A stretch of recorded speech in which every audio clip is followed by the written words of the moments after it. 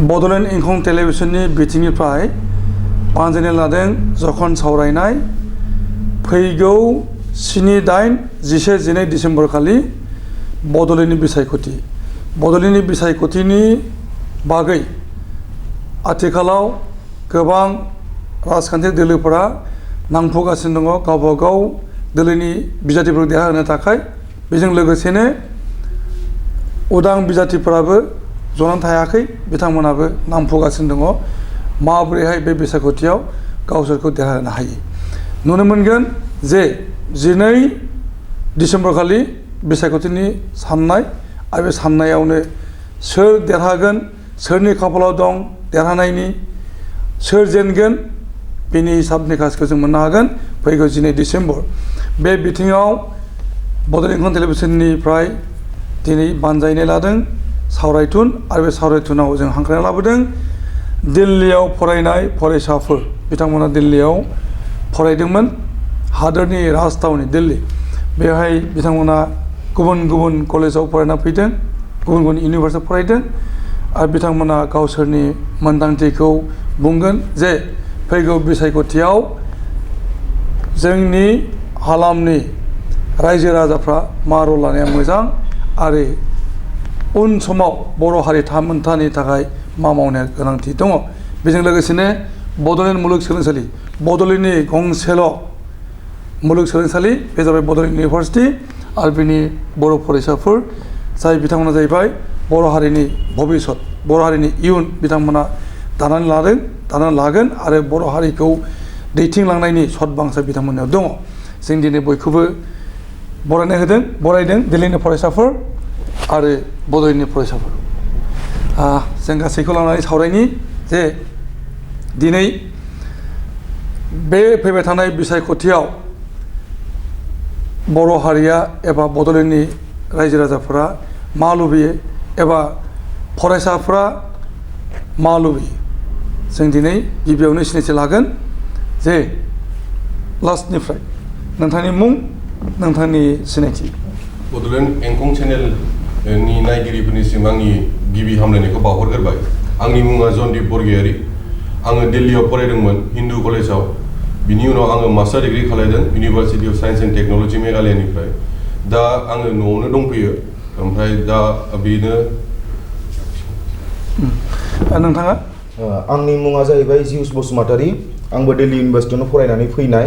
दा आङो न'आव दंफैयो दा जोङो बेखौनो इलेक्शननि थाखाय डिसकासन खालामनो फैनाय जाबाय आरो आচ্ছা नोंथां खुलुमबाय आंनि मुङा दैथुन बरगयारि आंबो दिल्ली इउनिभार्सिटियाव फरायनानै फैनाय आं दा न'आवनो दंफैथ'यो आচ্ছা बड'लेण्डनि लास्ट खुलुमबाय आंनि मुङा दिपगोबा मुसाहारि आङो बड'लेण्ड इउनिभार्सिटिनिनो सासे इंराजि बिफाननि सासे फरायसामोन नेक्स्ट खुलुमबाय आंनि मुङा एडुकेसन मुसाहारि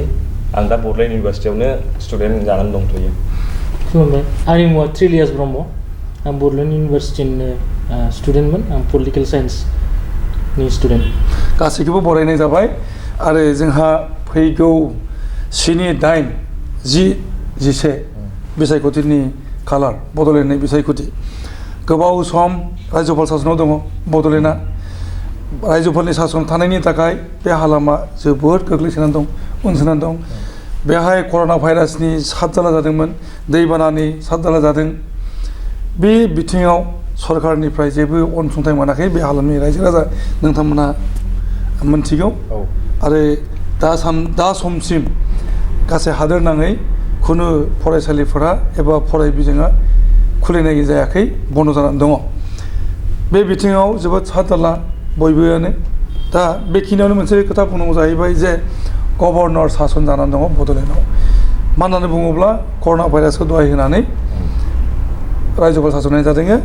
बड'लेण्डनि सरकारखौ सिफायनाय जादों 27 एप्रिल खालि आरो सिफायनायनि उनाव गभर्नर सासन आरो बिसायख'थिया दिन्थिनानै थादों बाय मडेल कड अफ कन्डाक्ट सोलिदों जाय दा कर'ना भाइरासनि सातजाला जाब्लाबो सरकारनिफ्राय जेबो अनसुंथाइ मोननाय जायाखै दैबाना जादों दैबाना होबथानायनि राहा जेबो गैया बेबायदि हालोदाव दङमोन दा उन समावहाय हाइकर्टआ अर्डार होबाय जे बिटिसिनि इलेक्शनखौ इमिडियेटलि खुंनानै होनांगौ दा बेखौ बिथा लानानै बिसायख'थि जाना थांगासिनो दङ 7-8-11 10 डिसेम्बर खालि आरो 12 डिसेम्बर खालिनो भट साननाया जागोन आरो सोरनि खाफालाव मा दं बेखौ मोननो हागोन 15 डिसेम्बरावनो जों गोदान मोनसे सरकार जों मोननायनि आसा दं दा बेफोर बिथिङाव नोंथांमोनाथ' टप माने लेभेलनि स्टाडि खालामनानै फैबाय आरो नोंथांमोना फरायगासिनो दं बड'लेण्ड इउनिभारसिटिनि फरायसा नोंथांमोननि मोन्दांथिखौ आं दिनै लागोन जे फैबाय थानाय समावहाय बड'लेण्डनि खुंथाया मा रोखोम जानांगौ एबा सोरनि खुंथायखौ नोंथांमोना साबसिनै मोनो आं बेखौनो सोंनो लुबैदों गिबियाव आं दिप गोबा मुसाहारि नोंथांनिफ्राय आङो जागायजेननो लादों नोंथाङा बड'लेण्ड इउनिभारसिटियाव फरायगासिनो दङ नोंथाङा बड'लेण्डनि गासै थासारिखौ गावनि मेगनजों नुदों आरो गावनो मोनदांबाय थादों नोंथाङा फैगौ बिसायख'थिनि बुब्लियाव मा बुंनो सानो दा गिबियाव बेखौनो बुंग्रोनो सानदों जे फैबाय थानाय बिसायख'थि जेखियानो जाया मानो जेखि पार्टियानो ओंखारा मानो बेखौनो हास्थायो जे गोजोन थासारिजों जोबनानै थांथों बा जोंनि जाहाथे रायजो राजाफोरा एसेग्राब खस्थ' मोना दावराव दावसिनि गेजेरजों जाहाथे थांनाङा दा सारा सोंनाय मथे बबे पार्टिखौहाय माने आं सापर्ट होयो बा मानो मोजां मोनो बेखौ आं एसे बुंथिनो गोसो जादों आङो सिगाङावबो बुंखादोंमोन बा जेब्ला मोनसे टक श' जाबावदोंमोन जोंहा बेवहाय जे आङो BPF पार्टिनि सायाव बा BPF पार्टिनि फारसे आंनि सापर्टखौ एक्सटेन्ड खालामो दा बेनि जाहोना जाहैबाय BPFनि जे पार्टी प्रेसिडेन्ट बा दैदेनगिरि सुप्रिम' जायखौ होननानै बुङो बिथां श्रीजुत हाग्रामा महिलारि बिथाङा सासे माने गुबुनफोर लिडारफोरजों बिथांजों कम्पेयार खालामनानै नायोबा अनेक डिफारेन्स दं आरो बिथाङा जेखौ बुङो माने अनेस्टिनि गेजेरजों बुङो आरो बियो खोथा फिदिङा लासे थोंजों बुंनांगौखौ थोंजोङैनो बुङो जेबो लाखुमानाय आं बिथांनियाव नुनो मोना दा बिथाङा माने बेसिकेलि स्टुडेन्टसफोरखौ लानानैहाय बिराद कनसार्न जायो आरो बियो स्टुडेन्टसफोरनि इस्युखौ लानानै बिदिनो जों माब्लाबा बिथांजोंहाय बिदिनो स्टुडेन्टसफोरनि प्रग्राम जानायाव बिदिनो इन्टारेक्सन जालायखांबाय दा दाख्लैबो बावैसो माखासे मोनसे मिटिं जादोंमोन स्टुडेन्टसफोरनिनो बेवहाय जोंनि इस्युसफोरखौहाय जों जेब्ला बिथांनो फोरमायदों बिथाङा जोंनो पजिटिभ रिप्लाइ होदों जे बेफोर बेसिकेलि आनइमप्लयमेन्टनि सायावहाय बिथाङा माखासे सुजुग सुबिदाखौ जोंनो होनो नाजागासिनो आरो नाजादों आरो बेनि गेजेरावनो आं मोनसे खोथाखौ बुंनो सानदों जे आं माबा कालचारेल माबाजों एसे क्ल'ज कानेक्सन थानायखाय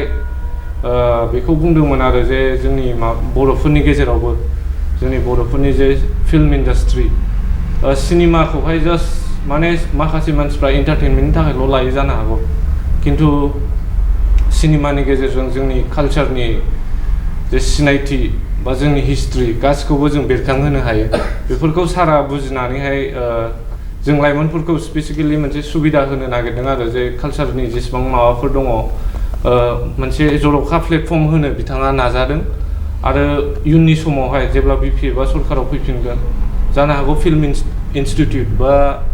स्मल स्केल फिल्म इनस्टिट्युट जेरावहाय जायफोर गोसो गुदुं लाइमोनफोर बिथांमोना बाहागो लानानैहाय जा सोलोंनांगौ दङ बा फिल्मनि गेजेरजों सिनेमानि गेजेरजों जोंनि हारिखौहाय बै गुबुन हारिफोरबायदि जेरैबायदि डेभेलप खालामलांनांगौ बेखौहाय सारा जोंनोहाय मोनसे प्लेटफर्म होनो बिथाङा रेडि जानानै दं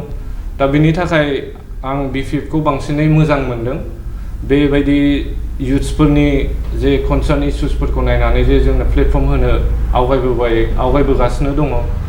दा फिल्म इनस्टिट्युट फैनाय लोगो लोगो बेनो जे माखासे आनइमप्लयड युथ्सफोर दङ बिथांमोना बिराद इमप्लयमेन्टनि राहा मोनगोन आरो आच्छा जोङो फैनि आरो जन बरगयारि बिथांनि फारसे नोंथाङा फैबाय थानाय बिसायख'थिनि सायाव माबायदि मोनदांना दङ दा नैबे जे फैगौ बिसायख'थिखौ आं बेखौनो सानो जों नुबोबाय सिन्स 2003 निफ्राय बहुत जोंनि हादोराव बहुत चेन्जेस फैदों एन्ड आं बिनि क्रेडिटखौ BPF सरकारखौनो होयो जेसेबां जे चेन्जेस एन्ड डेभेलपमेन्ट फैनो हादों जों जेसेबां बेनिफिट्स लानो हादों बिनि क्रेडिटआ BPF सरकारनावनो थांनांगौ ओंखायनो आं आंनि सापर्टखौ BPF सरकारनोनो होयो बाहाय गुबुन आलदा पार्टिफ्रा गोबां खोथा होननानै इयुथ्सफोरखौ माबाफोरखौ एमप्लयमेन्टनि नामाव माबानि नामाव होननानै माबानो हागौ खिन्थु आंनि साननायाव बे पसिबलआनो नङा जेरै अपोजिशन माखासे पार्टिफ्रा होनदों about 5 lakh employment generations in next 5 years mathematically सानोबा बे पसिबलआनो नङा नेक्स्ट 5 years उनाव नोङो जुदि 5 लाख एमप्लयिज दोननो हायोबा BTC बे जे सरकार बा मोनसे माबा सालायनायाव सिस्टेम सालायनायाव बिसोरनो सेलेरि होनायनि मेथामेटिकेलि साननोबा बे पसिबलआनो नङा बिसोर साख्रि मोनबाबो सेलेरिखौनो मोननाय नङा स' आल्टिमेटलि आं सानो बेखौनो जे जोंनि BPF पार्टिनि जे प्रेसिडेन्ट दङ बे जेरै दिपआबो होनदों खोथाखौ बे नंखाय बाथ्राखौ होना बिथाङा सासे स्ट्रेट फरवार्ड मानसि ओंखायनो आंनि फैगौ बिसायख'थियाव आंनि सापर्टखौ आं BPF-नोनो होयो आरो आं आसा खालायो कि BPF-आनो देरहासार जाबोनानै सरकारखौ दागोन आच्छा नोंथाङा BPF-नि माइनासखौ नुबाय मेनिफेस्ट'खौ नुबाय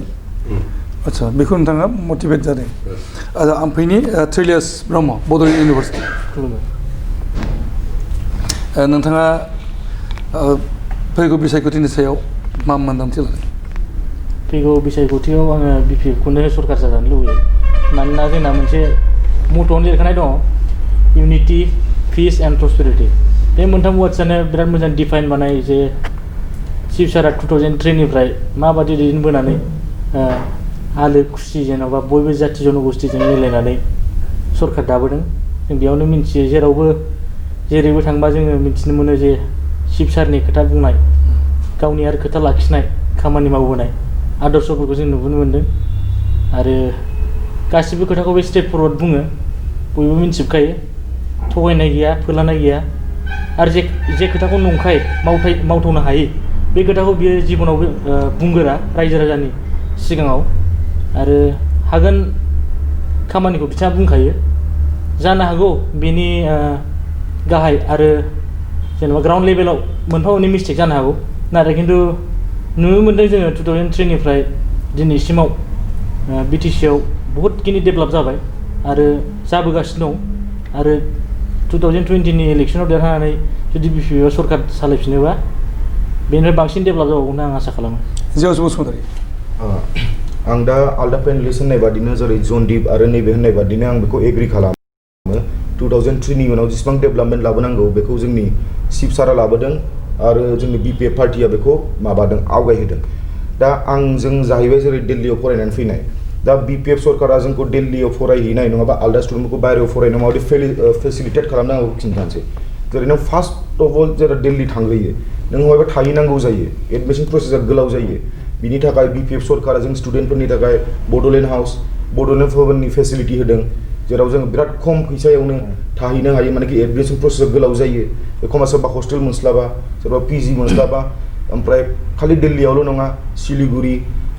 जेरै केलकाता बेफोराव जे स्टुडेन्टफोरनि थाखाय बड'लेण्ड हाउस खुलिना होदों बे बिराद मोजां प्लास आउट अफ दा बक्स थांनानै बड'लेण्ड भवननि जे अफिसियेल्स BTC गभर्नमेन्टनि अफिसियेल्स बिसोर हेल्प खालामो स्टुडेन्टफोरखौ बे मोजां बिराद मोजां माने गेस्टचर BPF गभर्नमेन्टनिफ्राय आरो सेकेन्ड अफ अल जेरै दा जोंनि रायजोफ्रा कयेकटा बुस्थुखौ बुजिनांगौ जेरै उल्टा पार्टिफ्रा मा होनगासिनो BPF-नि एगेन्स्टआव नङाबा माने बे जे रिमर स्प्रेड खालामगासिनो कि जोंनाव पन्चायती राज लाबोगोन which is not possible जोंना कन्स्टिटिउसनाव बे गैया आर्टिकल 72 73 पन्चायती राजनि खिन्थु बाहाय जोंनि 6 शेड्युल एरिया एक्सक्लुजन दङ ओमफ्राय सेकेन्ड अफ अल जे बुङो कि जेरै लेन्ड राइट्स होगोन नङाबा माबा राइट्स होगोन होननानै आलदा स्प्रेड खालामगासिनो बेफोरबो जानो हाया मानेकि जोङो ट्राइबेल लेन्ड एन्ड ब्लकआव थायो बेफोर जों 6 शेड्युलाव थायो थ' रायजोफ्रा बेफोरखौ एसे सावरायलाय मा होनो इन्ट्रस्पेक्ट खालाम माने डाइरेक्ट सोरबा स्टेटमेन्ट होयोबा बेखौ भरोसा दा खालाम नोंसिना बयनाबो दिनै मेक्सिमाम मानसिफोरनाव गुगोलाव एक्सेस दङ गुगोल इट मानसिफोरजों सोरबा मिथिनाय मानसिजों रायलाय ओमफ्राय नोंसोर नाय ओमफ्राय बेखौ कम्पेयार खालाम ओमफ्रायसो नोंसोर सानखि सोरखौ सापर्ट खालामनांगौ सोर सैथो होनदों सोर मिसा होनदों आं बेखौ सानो जेरै चिफ सारा मिटिंफ्रावबो सिदा होनो जे जानो हायाखौ जानो हाया होनो थ' बेफोरखौ माबाया स्पेसियलि आरो इउथआ दा मानेकि जोंना बिराद 18+ फार्स्ट टाइम भटार्सफोर दङ जाय इउनिभार्सिटियाव फरायो जाय कलेजाव फरायो बिसोर गोजावनाङा उल्टा फाल्टा प्रपेगान्डाजों येल्ल' जार्नालिजमजों नोंसोर दानिफ्रायनो पलिटिकेलि एवेयर जानांगौ पलिटिकेलि अबे राइट अबे रं बेखौ साननांगौ दाखि खालि बे अबेबा मोनसे पार्टिनि थाखायल' नङा नोंनि पार्सनेलिबो मोनसे मोजां जागोन नों दानिफ्रायनो पलिटिकेल लेभेल बा नेशनेल लेभेलावबो होमबासो नोङो मोजां गभर्नमेन्ट लाबोनो हागोन बेजोंसो डेभेलप जागोन आरोखि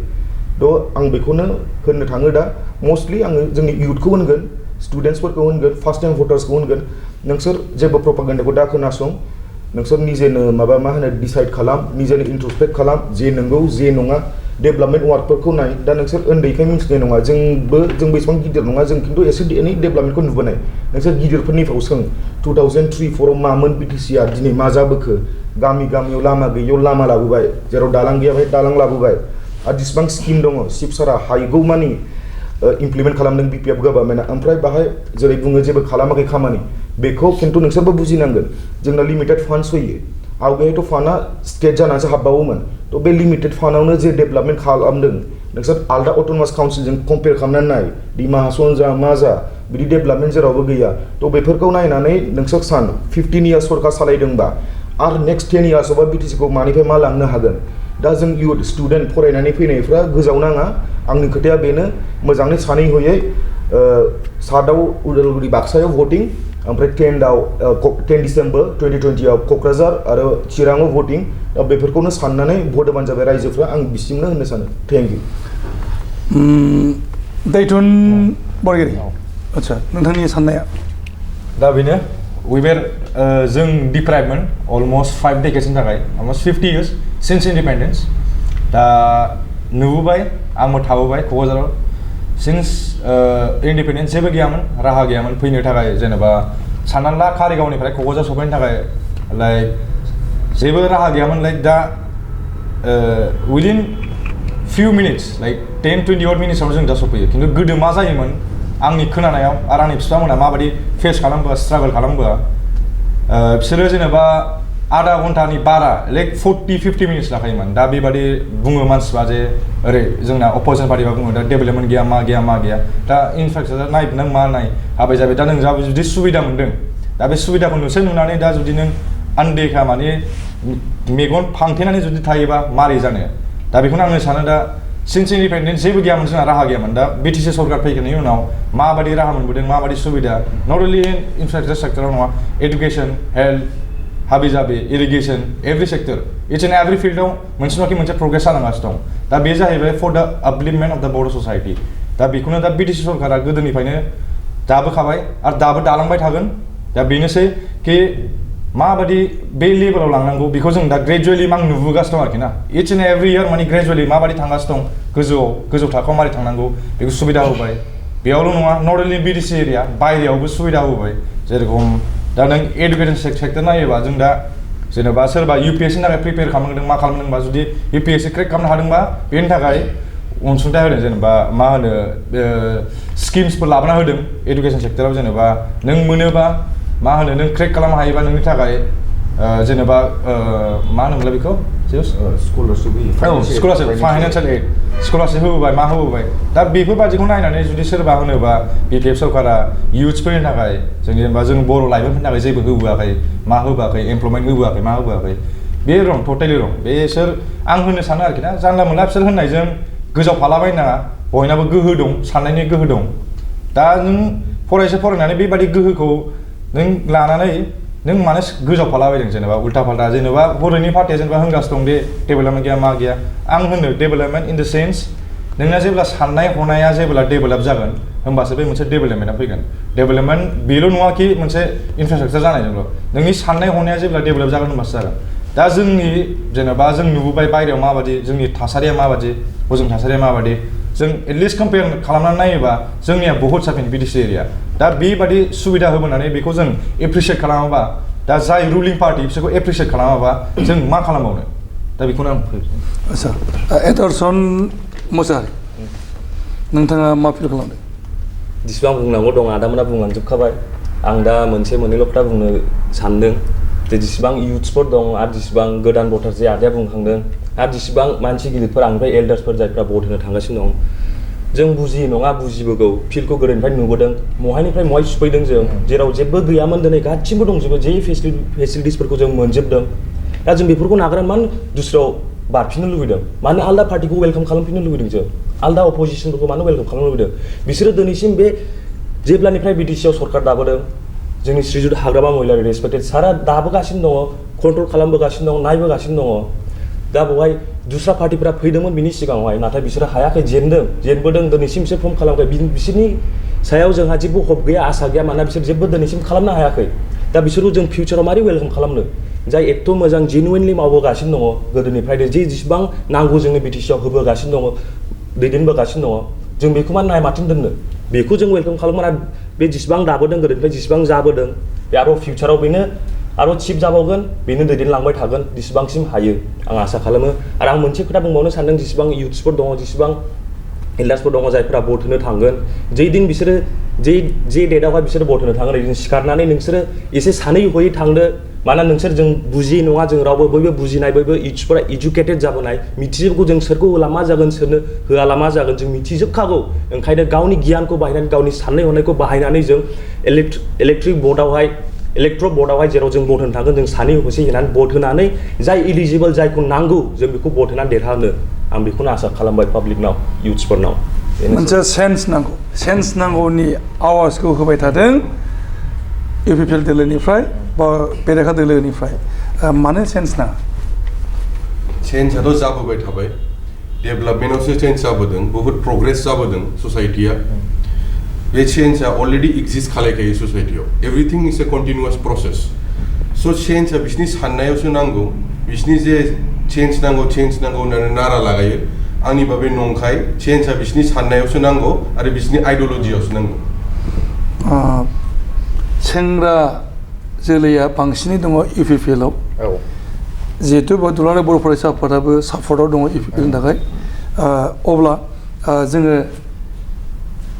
जिहेतु एकोमोडेट खालामगोना सेंग्राबो एकोमोडेट खालामगोना इउपिपिएल आरो जबान होदों इउपिपिएलआ 5 लाख माने साख्रि होगोन बोसोरफायाव होमबा फैगौ बोसोरबायाव 25 लाख माने लाइमोनफोरनो साख्रि होगोन बड'लेण्डनि दानि जेनाखि सुबुं सानखो बेयो 60 लाखनि सहैयाखै थारमाने 50% बे एबाबानो साख्रि मोनगोन थारमाने लाइमोनानो बांसिन दङ बड'लेण्डआव दा बेखौ नोजोर होनानै नोंथाङा मा बुंनो नागिरो दहाय एसे सिगां जन्दिप आदाया बुंलांबाय जेन'बा बे बाजेटजोंनो मिलायहैयाबा जेन मा सिस्टेमाव जब होगोन आरो बहाय सार्कुलार बरननानै बबे डिपार्टमेन्टआव जब होगोन बेनो आरोना दा नों डिपार्टमेन्टआनो मिलायहैयाबा मेथामेटिकेलि जेन'बा बिराद मिस्टेकखा बियो नों बे इउथ्सफोरखौ गासिखौबो जब नोंथाङा बुंनायदों जे बे बुंनाया भुवा बिसोर बुंनाया भुल भुवा मोनसे थगायनाय बायदि जाहैबाय मोनसे लब होनाय दा भटनि नामाव जुदि नों इउथ्सफोरखौ बिदि साख्रि होगोन बाख्रि होगोन उमुक फेसिलिटि होगोन होननानै बे थगायनायाथ' बिराद गिदिर थगायनाय रायजोखौ बे बिराद पाप आंनि साननायाव जिउस बसुमतारी नोंथाङाथ' साख्रि मावाखै फरायनायखौ दा फोजोबबाय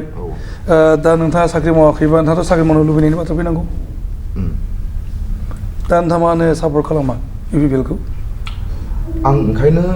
बिपिएफजों माने आंनि सापर्टआ दङ मानेकि फार्स्ट अफ अल बिसोर मोनसे एक्सपिरियेन्स गभर्नमेन्ट जाखाबाय they know how to deal दा गाबोन गोदान सरकार फैयोबा गासिबो बुस्थुनि थाखाय जोङो दिसपुर नङाबा दिल्लीयाव कोअर्डिनेट खालामनांगौ बिसोरनो बेहाय सेटेल जानोनो they will take 3 to 4 years प्रसेसखौ रोंनो दा जोंनि जे कारेन्ट बिपिएफ गभर्नमेन्ट बिटिसिआव बिसोर दा रोंखाजोबसिगौ they know the channel they know दि लबि एनि टाइम दे केन गो बिसोर जेनेबा थांनानै जे नांगौ नाङा एखमबा फान्ड थाबथादों एखमबा पस्टनि थाखाय ग्रिन सिगनेल लाबोनांगौ बिसोरखौ बिसोर बिराद स्मुथलि खालामनो हागोन थ' होमबा नोङो रायजोफ्रानो सानदो मोनसे इस्टाब्लिश मेच्युर गभर्नमेन्ट मेच्युर पार्टिखौ लाबोनांगौ ना मोनसे दासो एमेच्युर पार्टिखौ लाबोनांगौ जाय फैनानै गावसोरनो सेटेल जानो 3 to 4 year लागोन माने मोनसे टार्मनि खावसेयानो बिसोरना सेटेल जानायाव जोबगोन थ' नों दा जे डेभेलपमेन्ट प्रसेस थांगासिनो बेखौ बै पेसआवनो दोननो थाखाय बै कन्टिनिउटियावनो दोननो थाखाय आंनि मथे बेस्ट अपसना बिपिएफ गभर्नमेन्टआनो जागोन आरोखि थ' जेरै दा सारा साख्रिनिबो सोंदों दा जेरै पस्ट क्रिएट खालामनांगौ मा क्रिएट खालामनांगौ बेखौ मिन्थिजोबखागौ जोंना बिपिएफ गभर्नमेन्टना चिफ सारा मावबोबाय थाखानाय बेखौ थ' दा बै हिसाबै खालामगोन जुदि बे आनइमेजिनेबल नाम्बार नों 5 लाख होनबा जाया नोंना मेथामेटिकेलि कारेक्ट नङा नों पस्ट होदों साख्रियाव इनिशियेट खालामगोन नों बेखौ 10 बोसोर बेथन मोनहाबो मारै जानांगौ मोनसे अबजेक्सन फैदों बे जाहैबाय जे गावसिनि न'खरनि सुबुंफोरखौल' बिटिसिनि दैदेनगिरिमोना साख्रियाव थिसनदों बेथ' जिखुनु रुलिं पार्टियाव बे माबाया फैखायो दाया खालि बिटिसियावल' नङा आसाम गभार्नमेन्टआवनो होन बिहारावनो होन जिखुनु अल अभार इन्डिया फैखायो बे एसे एनैया फैखायो हो कि दाया बिदि होननानै खिन्थु नों बैखौ नाय जुदि बैसोरबोथ' सासे केन्डिडेटसो थांनानै जुदि बिसोरनानो फरा लेखाया एसेबां मोजांबा आवगायानो बायरायावनो फरायनाय फैनाय बिसोर जुदि कम्पिटिसन होनो हायोबा बे लकेल स्टुडेन्टफोरखौ होनबाथ' बेसो मोनगोन बे मेरिटनिसो खोथा दा बिदि नङा कि आलदाया मोनाखै बड'लेण्डआव फरायग्राफ्राबो नोङो कि पाब्लिकआ जाय मेरिटआव फैनाय बड'लेण्डनिफ्राय सोरबा मेरिटआव ओंखारबाय लकेलनिफ्राय फरायनानै मेरिटआव जाय सोरबा कम्पिटिटिभ एग्जामखौनो पास खालामबाय बिसोर अबभियासलि जब मोनखागोन थ' सोरनिबा खुरमाया टेलेन्टेड सोरबा लिडारनि सोरबा मिनिस्टारनि न'खरनि मानसिया टेलेन्टेड बा बे जबखौ मोनोबा बेखौ दाय होनानैथ' लाब गैया पाब्लिकआ बेखौबो साननांगोन आं दहाय होननाया बेनो पाब्लिकआ प्लिज खोथाफोरखौ इन्ट्रस्पेक्ट खालाम डाइरेक्ट सोरबा माबा बुङोबा बेखौ बिसास दा खालाम नों निजे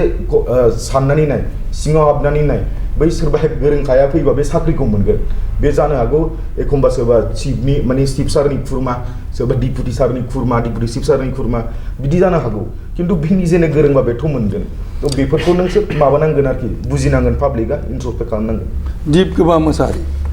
बिटिसिआव गोबां जाख्ल'नाय जादोंनि अजद लाबोबाय थादों आरो बे अजदखौनो बिथा खालामनानै दिनैनि समाव बेरेखा दोलोआ बिसायख'थियाव हाथियार हिसाबै भाषण होगासिनो दङ इउपिपिएल बिजेपि कंग्रेस गासैबो अपोजिसनफोरा हाग्रा महिलारिखौ जाख्ल'नायनिनो गुदि होननानै बुंबाय थादों नोंथाङा मा नोजोर होदों जेरै आदाया बुंखादोंमोन जेब्ला रुलिं पार्टि जायो मोनसे गभर्नमेन्टआ जाख्ल'नायनि जे माने दाय होनाया फैखायो आरोना बैसोरबो प्रपेगेन्डा बानायगोन बा मोनसे माबा लागोन जे उल्टा पार्टिया जाख्ल'दों होननानै माबा होनाय जाहाथे पाब्लिकफ्रा गाज्रि मोनो बे थाखायो आरो खिन्थु आं सानो जुदि जाख्ल'दोंमोनबा जेरै आदायाबो होनदोंमोन दहाय गुबुन अट'नमास काउन्सिलफोरजों रुजुनानै नायोब्ला 17 बोसोराव जे डेभेलपमेन्ट जादों बिटिसिआव बेसे डेभेलपमेन्टखौ गुबुन अट'नमास काउन्सिलाव जों नुनो मोना दा आं बुंनो सानो जुदि जाख्ल'मारदोंमोनबा 17 बोसोराव जों दा माबासिमाव सफैदों जे लेभेलाव सफैदों बिसिम जों सफैनायबो नङामोन बा जों बिसिम डेभेलपमेन्टखौ जों नुनायबो नङा जानो हागौमोन दा आं बेखौ बुंनो सानो आरो खिन्थु जास्ट जाख्ल'दों होनबानो बे जोंनि जे जा इउथ्सफोर बा कमन पाब्लिक बिथांमोना जाख्ल'दों होननाय लोगो लोगो जाख्ल'दों बेखौ फोथायफानो नाङा आरो गावनि मेगनजों नाय जेरै दहायनिफ्रायनो बुंगासिनो जे बयहाबो साननो हानाय गोहो दं बिजिरनो हानाय गोहो दं दा आं बेखौनो लुबैयो आरोना जाख्ल'दों होनबानो जे जाख्ल'दों होननानै दा फोथाय जाहाथे गावनि साननो हानाय गोहोखौबो बाहाय आरो गुबुनफोरजों कम्पेयार खालाम गुबुननि गभर्निं माबाफोरजों कम्पेयार खालाम बेखौनो बुंनो सानदों दिनैनि समाव दिल्लीयाव फरायनानै फैनाय फरायसाफोर बड'लेण्ड इउनिभारसिटियाव फरायफुनाय फरायसाफोर बिथांमोना लुबैदों बिटिसिआव बिपिएफ सरकारनि आरोबाव फैफिननायखौ बे बेलायावहाय लुबैदों मोनथिनो दैथुन बरगयारि बिथांनिफ्राय जे नोंथाङा फैगौ समाव बिटिसि सरकार हाग्रा महिलारियानो जा एबा गुबुन पार्टियानो जा जाय पार्टिया बिटिसिखौ सालायफैगोन बिसोरनिफ्राय मा लुबैयो बिसोरनिफ्राय बेनो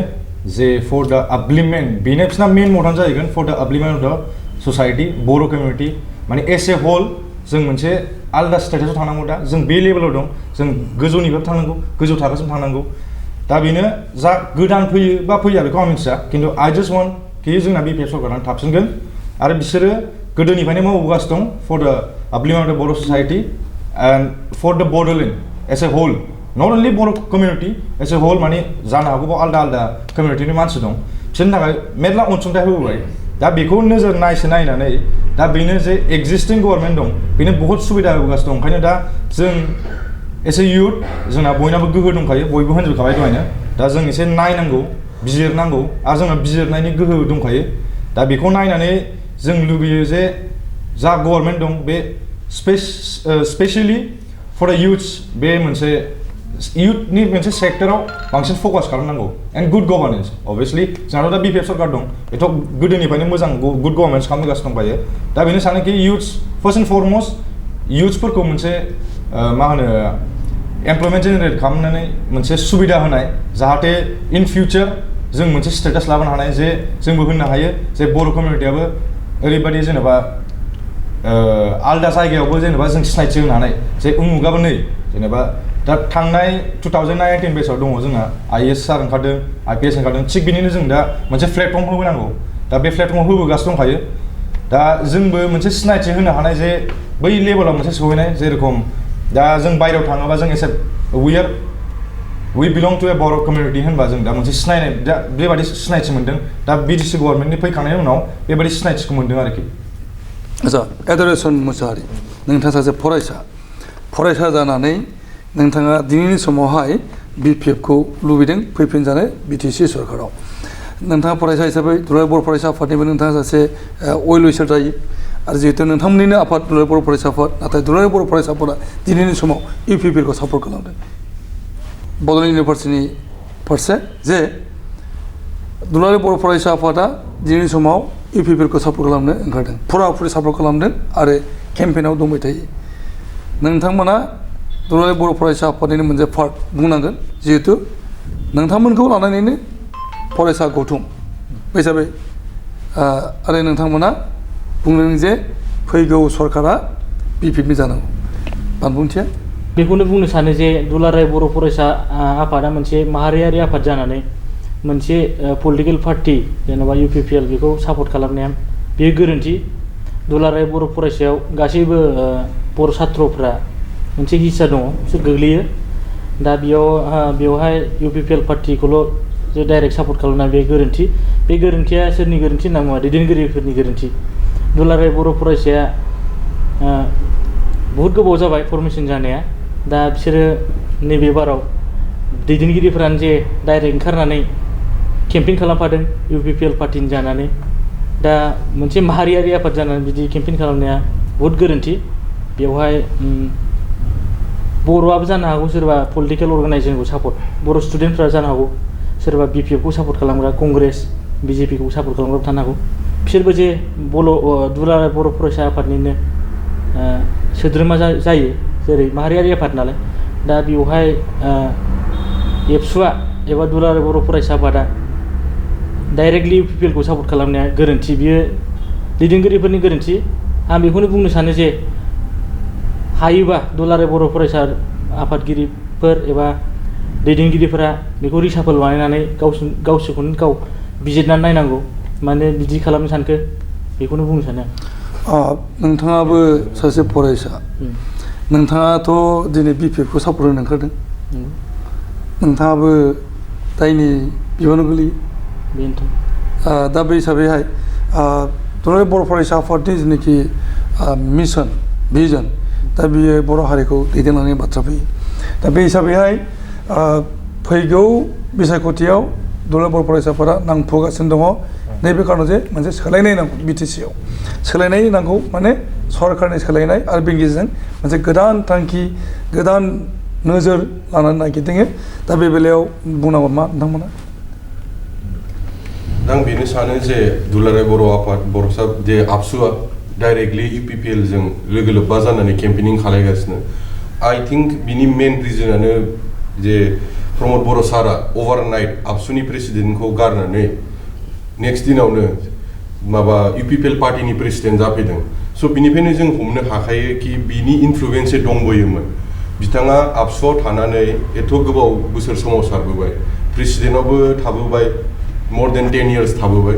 स' obviously बिथांनि इनफ्लुएन्सआ रुटसिम सहैखानाय आबसुआव फर लास्ट डेकेड स' आल्टिमेटलि बेखौ जाय सापर्ट खालायो स' आल्टिमेटलि बेजोंनो थांफाखागोन प्रमद बर' सारजोंनो दा सारा अभारनाइट जुदि पार्टी चेन्ज खालायनानै फैयोबा आइ थिंक बे गोरोन्थि कि बे सारा जे ओरै मोनसे स्टुडेन्टस अर्गेनाइजेसन बे फैनानै मोनसे पेरेन्ट बडियाव फैदों पलिटिकेल पार्टियाव स' बिनि थाखायनो माखासे सुबुंफोर थागोन जाय बे आबसुनि मेम्बार्सफोर बा फरायसाफोर ओंखायनो दा बिसिनि सापर्टआ बैथिं जानानै दङ थ' बे मोनसे गुलाय गुजाय सिचुएसन क्रिएट जानायसो आल्टिमेटलि आंनिबा ओमफ्राय आइ थिंक बेखौ रेक्टिफाइ खालायनांगौ बे माबाखौ साननाय हनायखौ सोदांनांगौ आच्छा रेक्टिफाइ खालायनांगौ दा बाथ्राया जाहैबाय जे फरायसा जायफोरनाखि दा दङ दा बिसोरखौ पलिटिक्सआव इनभल्भ खालामनाय बेलायाव माने जेनाखि रल प्ले खालामबाय थादों इउपिपिएलआ बेखौहाय दा नोंथांमोना बाजादों आं बेखौनो सानो इनभल्भ जानांगौ बयबो खिन्थु जेरै नैबे पेनेलिस्ट होननाय मथे प्रमद बर' सारा ओभारनाइट मोनसे स्टुडेन्ट इउनियनखौ गारनानै पलिटिकेल पार्टियाव थांदों खिन्थु दा जेरै बुंदों कि बै जे स्टुडेन्ट इउनियननि सापर्टार बिसोरबो जाय पलिटिकेल एवेयर नङा खिन्थु बिसोर डाइरेक्ट बेखौल' नुबाय कि जोंना सारा प्रेसिडेन्टआ बै आलदा पार्टियाव थांदों थ' बिसोर पलिटिकेलि अबे राइट अबे रं बिसोर नाया माया डाइरेक्ट बै सारा जोंना प्रमद बर' सारा जे पार्टिखौ जइन खालामदों माने जे पार्टिनि प्रेसिडेन्ट जाहैदों दा बिसोर उइदाउट पलिटिकेलि अवेयर बै पार्टियाव थांगोन दा बिसोर बेखौ कम्पेयार खालामनो हानाय नङा कि जों दा मा डेभेलपमेन्टेल प्रसेस जागासिनो जोंनि कारेन्ट गभार्नमेन्टआ मा लाबोदों बे फैफिनोबा मा स्पिडआव जोंनि डेभेलपमेन्टेल प्रसेसा आवगायगोन बैखौ साननो हाया थ' प्रमद बर' सारा बै डाइरेक्टलि जे थांदों बेहाय बिराद गिदिर गोरोन्थि जादों गावनि साइडआवबो एबसुनि साइडआवबो इउपिपिएलनि साइडआवबो मेच्युरलि स्पिकिं गाव एसे कुलिं of period दोननांगौमोन 6 to 9 months or maybe a year माने कि बे मोनसे बिराद गिदिर अर्गेनाइजेसननिफ्राय ओंखारबाय बेनि मोनसे कुलिं अफ पिरियड थानांगोन होमबासो बिनि सापर्टारफ्राबो पलिटिकेलि जे अपरचुनिटिस पलिटिकेलि अवेयर जागोन रियेलाइज खालामगोन पलिटिकेल सिनेरिय'खौ ओमफ्राय सासे आनबायास फेयार भटार बादि फैनो हागोन थ' ओंखायनो बिसोर डाइरेक्टलि बे स्टुडेन्ट इउनियनखौ इन्डाल्ज खालामनायखौ आङो बारा थिग मोनाखै आं गोरोन्थि बादिनो मोनदों इयुन जोलै फरायसाफोर बिथांमोन मा मेसेज होनो लुबैयो आं बेखौनो मेसेज होनो लुबैयो जे जोङो साफ्रोमहाबो भट होनो मोन्थाय दङ आरो पलिटिकेल राइट्स दङ दा बेखौ नायनानै नोजोर नायनानै जोङो गुड गभर्नेन्सनि थाखाय बिपिएफ सरकारखौ बिटिसिआव ग्रहन खालामनांगौ आरो देरहाहोनांगौ दा बेखौनो आं बयनिसिमबो गुरै खावलायहरनाय जाबाय दैथुन बरगयारि नोंथाङा इयुन जोलै बर' फरायसाफोरनो मा बोसोन होनो नागिरो दा बेनो डिमरेलाइज जाना जा अपोजिसन पार्टी बा जा एक्यूज खालामगासिनो दं एलिगेसन फल्स एलिगेसन लागासिनो दं बेखौ नोंसोर बिसास खाथिनाङा बेफोर क्रिटिसिजम माने रुलिं गभर्नमेन्टआ बिदि क्रिटिसिजम माने क्रिटिसाइज खालामजाखायो ओमफ्राय बे माने प्रपागेन्डा स्प्रेड खालामनो थाखाय बे अपोजिसना हाजारखि नाजायो आंनिबा बिसोरो बिराद गुगोलाव फरायगोनदां क्रिटिसिजम मारै खालामनांगौ मारै खालामनाङा ओंखायनो होनो आं बाराद्राय बे बिसोरनि बे गुगोलनि लिरलाबायनाय फरायनायफोरखौ बिसास खालामलाबायनाङा मानोना बिसोर बिनिफ्रायसो नलेज लानानै माबाबोनाय मानोना बिसोरनाव एक्सपिरियेन्स गैया जेबो सिन्था खालामनाङा जोंनि बिपिएफ हान्जायानो एबाराव फैफिनगोन आरो जोंनि इयुथ्सनि थाखाय लाइमोनफोरनि थाखाय बिराद सुबिदा होगोन आरो गोदोनिफ्रायनो होबोगासिनो दं प्लास बेनोखि नोंसोर मोजां जेनेबा बे भटखौ सोरनो होनांगौ सोरनो होनांगौ नोंसोरनाव बयनाबो माबा दंखायो नलेज दंखायो बेखौ दा आं खावलायो बयखौबो जे जोंनि इयुथ्सफ्रा जे ज' जानानै मोनसे जोंनि ससाइटिखौ मारै आपलिफ्ट खालामनांगौ बेखौ नोंसोर बयबो मिथिखायो दा आं सानोखि नोंसोर आरो खावलायोबो दा बिपिएफ हान्जानोनो भट हो जों गोबांथार सावरायबाय आरो सावरायनो गोबां दंबावोमोन दा फैगासिनो दङ बिसायख'थि बिटिसिनि 7, 8, 10, 11 डिसेम्बर 12 डिसेम्बर खालि भट साननाया जागोन बयबो मिजिं खालामदों जे बे फैगौ सरकारा मोजांखौनो खालामगोन आरो बे बड'लेण्ड हालामाव गोजोन थासारि लाबोनो हागोन बेजों लोगोसेनो जौगासार आरो गावजों गावनि गेजेराव गोरोबलायनाय जों दिनै सावरायनायखौ फोजोबबाय मिजिं खालामो फैगौ समाव जै मै जागोन बर' हारिनि इयुन गोजोन्थों खुलुमबाय